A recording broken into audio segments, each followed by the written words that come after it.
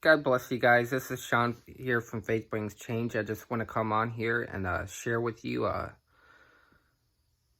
don't really know how I'm going to do this. I'm just going to kind of touch on a few things. You know, there are atheists that come to us from time to time, guys. If you know this, if you're believers, they come to us asking us, to say they don't have any proof that God is real and all this stuff. And I sort of can have a short temper sometimes because I was like, how can you not know God is real? I mean, even the days of my sin, just, knowing how great God's creation is, the universe, and seeing everything in it, and just knowing how great it is. But I do understand the way people are in so much pain. They're so trapped in looking at their own life, they can't look beyond and get a bigger perspective. But I'm going to do the best I can to, basically this video is titled something like, how to meet your maker.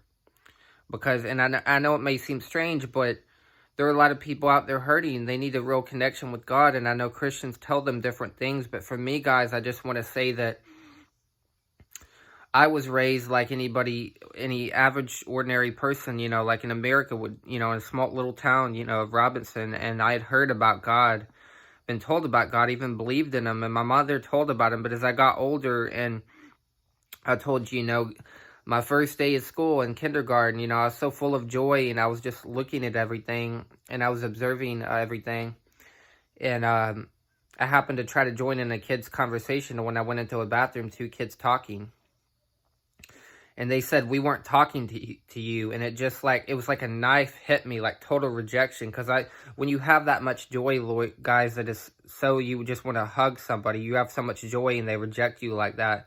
And I was a little kid. I had the joy of the Lord because it talks about, in, the Bible, John the Baptist being filled with the Spirit of God from his mother's womb. And it was the same case with me. And I know many people don't understand, they don't believe that whole Elijah thing that I've told them, but I was filled with joy, and I knew the reality of God. I used to sit when I was younger, and when my mom would tell me about God, I believed it, and I would sit even hours. I didn't even know it was worship, but in the bed thinking, so God created all this, and I tried to imagine everything came from him. So I imagined everything in darkness outside of him. And it's kind of weird, I'm getting this revelation 3 days of darkness later, but I found that everything outside of him was darkness when I sat in that. That was my first revelation of him as a little boy, maybe 3 or 4, from what I can remember. I have memories that I can even remember coming out of the womb and staring at my mother and examining her, looking her up and down, and she got nervous. She told me that later. I said, I remember doing that. I was just so, God created me to be detailed, to be of depth. And so when I would think about him, I think so everything came out of him. Everything came out of God. There was nothing that is here apart from him. So I saw everything as darkness. And I tried to imagine myself. I could see myself as if I was God. And it was like in a dream. And in my sleep, I could see everything darkness around me just sitting there. And I was like, whoa, that's awesome. You're awesome. You did all this. You brought everything out of you. And so the revelation I got is that he pulled everything out. Now, this is kind of weird coming from a child, but that's the revelation I got. Nobody taught me Bible sermons or anything, that everything was pulled, stretched out of them. I'm just thinking of this now, that revelation, he talks about stretching the heavens out as a canopy. Nobody taught me that as a little kid. I was too young, 4 or 3, to understand that. But that's what the revelation I got. Everything was stretched, pulled out of them to make all the materials.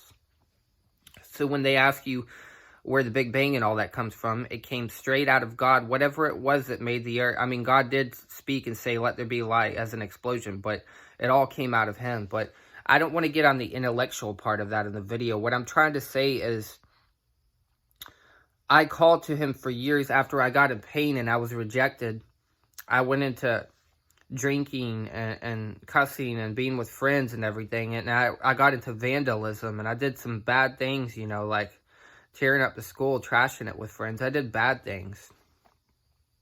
And I was watching horror movies, and there were demons in my head, and I could see them killing people, and I sort of got a sort of sick rush from it, because the people that bullied me, I guess, seeing people get killed or hurt, maybe like I was hurt, I seemed to get a rush out of that.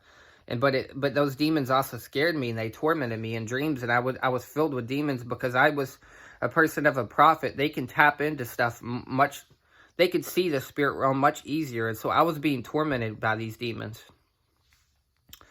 And it got so bad, you know, at school, like after I graduated, that I was just in pain so much and being attacked by demons all the time. And if you see my school pictures as a boy, you'd see circles under my eyes and everything. I mean, it was that bad. I couldn't sleep. I was being severely attacked. And I said, God, I can't take this anymore. You know, I can't take it. Because, see, I'd cried out as people told me, just believe in Jesus. Like my mom said, just believe in him. You'll be saved. I said, you don't have to stop doing bad or something. And she said, no, you just believe. And now that was a lie. And I love her, but she was told lies. And if I had got the right information, I could have done what I needed to do, because there's a right way to respond to God that gets his attention. I'm gonna talk about that. I mean, it's not hard, but it's hard for people. My conscience told me I can't just call out to God and have him hear me. My conscience told me that, and I tried to swallow what people taught me, but it was against what my conscience tells me. And guys, it's a shame that we have to go to religion and get indoctrinated when our own conscience, God puts in our own conscience, something is wrong. It doesn't matter what people tell you when your own conscience is being convicted. I was being convicted by the Holy Spirit. I didn't know it, that I can't just believe in God. I need to give up my sin. But see, it was the religious people around me that convinced me that that wasn't necessary to just believe. So they kept me in bondage and darkness to lies, and just praying prayers that would never work, and never hearing from God, and having continuous demon attacks. That wasn't salvation. That wasn't deliverance. Somebody told me later, you just reached this part or that part that caused you closeness with the relationship with God, and that's why that stopped. No. I mean, salvation is not getting demon attacked all the time. That's not salvation. The salvation Yeshua gives is real, and I know people go through things, but it's not empty from the Lord. It's not normal not to see your God who created you. I've told people before, they keep his commandments, they're going to meet him. And that's where this comes in, because I was so pain and so distraught. And in a dream, I was being attacked by demons, and I saw blood all over the walls. And I said, okay, God, if you're real, then, you know, Yeshua, if you're real, please stop this. In the dream, the blood all over the walls, it just swallowed up in an instant. And I was shocked at that. And then I dreamed Yeshua was holding my hand. I asked to feel the hand of God, and it was Yeshua. I asked Jesus' hand. That made me feel better. And the next day, I was attacked by demons severely. See, they didn't want me to turn into him. And I said, God, I can't take this.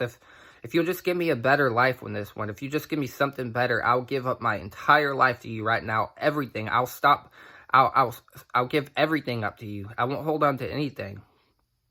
At that point, immediately, that was when I became saved. I felt God come into the room, and his presence was so strong, so powerful, so peaceful, that I can't tell you. It's more clear feeling him than if a person had been physically standing in the room saying, I'm here.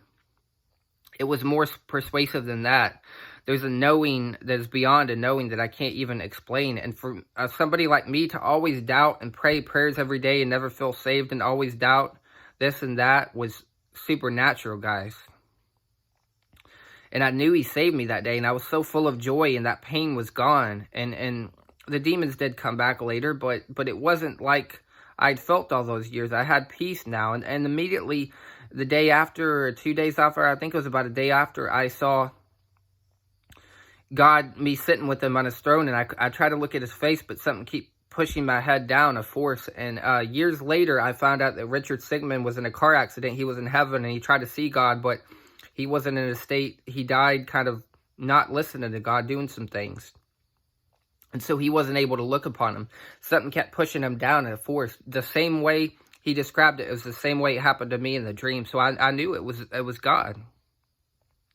I'd seen heaven and Yeshua and just awesome things. And I never stopped to think about how awesome that was at the time. I mean, I thought I'm dreaming these things, but now these things are some of the biggest experiences I can look back on. But I was thinking maybe, I can't remember what it was.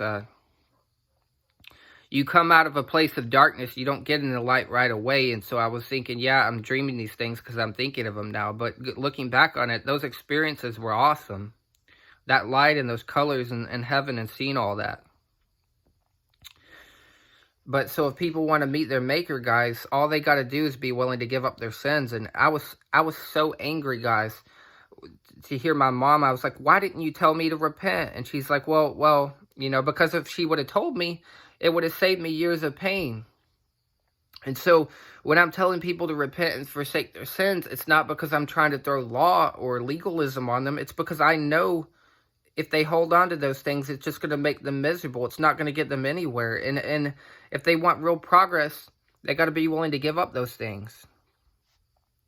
God knew I was so desperate that I was willing to give up everything, and I wasn't waiting for him to give me a sign. I was so desperate. I just wanted him to give me something a little better, and he came into the room. He saved me. So guys, if you want to hear from him, you got to really lay it all down on the line. You got to be willing to give everything up that is sin. There were things that were sins I learned later, but this was a start. This wasn't the end for me. This was just a start of my life, in God. Sometimes, believe it or not, being born again is actually an experience that you have to go through sometimes. Don't get me wrong, it does happen in a day, but sometimes what you feel God saved you then, there is an initial salvation, but sometimes there's things, he saved you based on the evidence you knew to give up. There were things you didn't know to give up, but you would have. But then say you go back to some things, your name is erased, from the book of life. But also he has a grace on you now because you're doing everything that you know to do. He has a grace on you. And he has a certain time limit. And he's going to lead you to that. As long as you're giving him everything you know how to do. And when he convicts you, then you're responsible for that thing. And so sometimes he'll give you like powerful of the spirit, he'll give you like a manifestation of it. I'm not saying you're not saved in that, but sometimes it's him manifesting himself because he's got to get a process of you giving up things. It talks about birthing a child, and that child coming out of you is Christ. And when that comes out, he's caught up, and you're caught up, and there's that great salvation. And so there's an initial one, but it's a mystery. But there's one to where we get through to where our names aren't being erased from the book of life anymore because we're not sinning anymore. And I know that's way big, too big to for people to comprehend now. But looking at God's, like I said, it goes back again to our conscience. I knew when I was sinning, there's no way I could be right with God when I was sinning. Even when I was in the Lord, no way I could be right. How can I expect God to save me and take me to heaven if I go back and I look at porn or something if I die? How could I expect that? I mean, I just knew that as a baby Christian. If I do this or that, if I die in that, how can I expect him? I'm literally turning away from him. I'm turning back to something that is so evil that he hates. And I know people try to justify that, but I heard a testimony where it said Yeshua was erasing names from the book of life, and I was convinced when I heard it. I was convinced for myself when I heard it. And I'm not scared of it because Yeshua would meet with me and he would teach me how to have faith.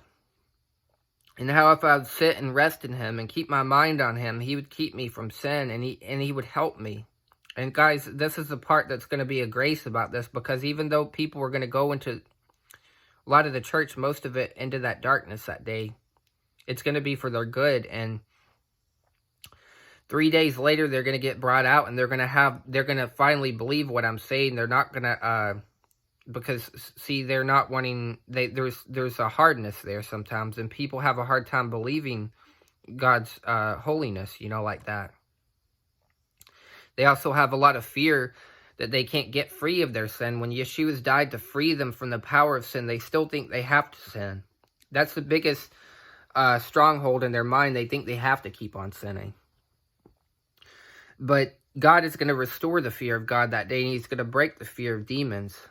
And it's going to be awesome, and I have faith in that. And I prayed for you guys that your faith won't fail you that day if you're one of the ones that are not going to be ready on that day. But I also pray that he'll spare your life so you can have time to get to that, because none of us knows when we're going to die, guys. We don't know. Our time could come any day. So I'm praying that he'll He'll just spare you guys from that, and you'll get to see that day, guys, because it's going to be awesome for us to go through it, you know, and ultimately. And I really do want you to be able to prophesy and judge, guys.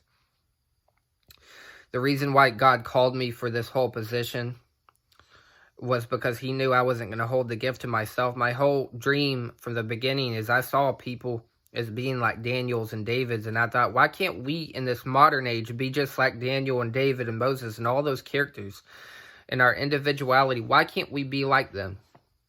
Why do we have to hold them to such a high standard to say only those men were holy and only Yeshua was holy? Why can't we believe that we can also be holy and walk in his ways, you know? And so I believe that. So he knew I wanted people to be, I was really trying to disciple people in that. So that's why he gave me this title of Elijah, to assure me, so that when I was attacked and beat down, and they're saying, who are you to say this? And it was me trying to build them up, that he wanted to encourage me. So I would say that. And I got to a certain place to where I don't get bothered when people reject me like that. I mean, there is a loss, but it doesn't take me off my feet back into sin anymore. And it doesn't, you know, I'm an anchor basically now. I'm anchored because, you know, God gave me a name, and I don't even know why he did. But guys, just give your life to the Lord and trust him, and he'll save you. You know, he'll save you, guys.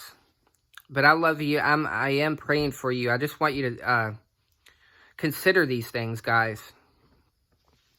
If you're truly willing to give up your entire life to God and do what I'm telling you, you're willing to do that. On the day that you are moving toward that direction, you give up your entire life to him, that's the day you're going to meet God.